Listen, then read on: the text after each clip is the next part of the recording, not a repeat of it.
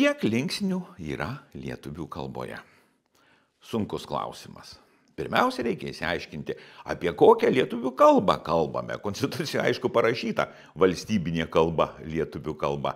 Bet jeigu aš žemaitiškai rokaujuos, tai ką, aš kalbu valstybinę kalbą ar ne? Tai va, su linksniais yra lygiai tas pats. Turime visą apibendrintą, standartinę, tarmes, grožinę, šnekamąją, profesinę kalbą. Todėl ir panagrinėkime.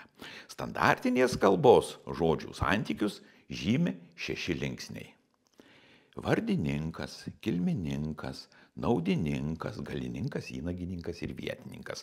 Dar kitaip gražiai juos vadiname nominatyvas, genityvas, datyvas, akuzatyvas, instrumentalis ir inesyvas. Na ir atsako į klausimus mokykloje mes išmokome.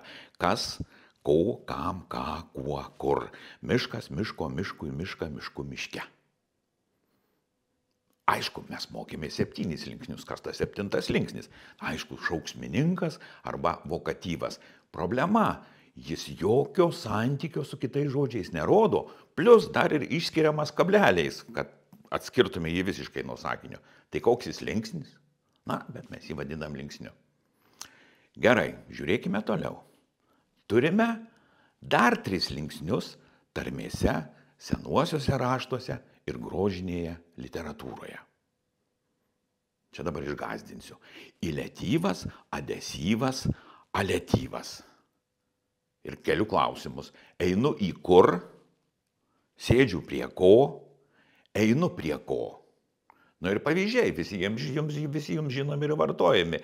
Eik velniop, einu laukan, arba kitaip. Iletyvas, miškan, adesyvas, miškiep, aletyvas, miškop. Taigi, lietuvių kalboje turime 10 linksnių apskritai. Standartinėje lietuvių kalboje turime 7 linksnius, tik su abejone, ar šauksmininkas iš tikrųjų yra linksnis.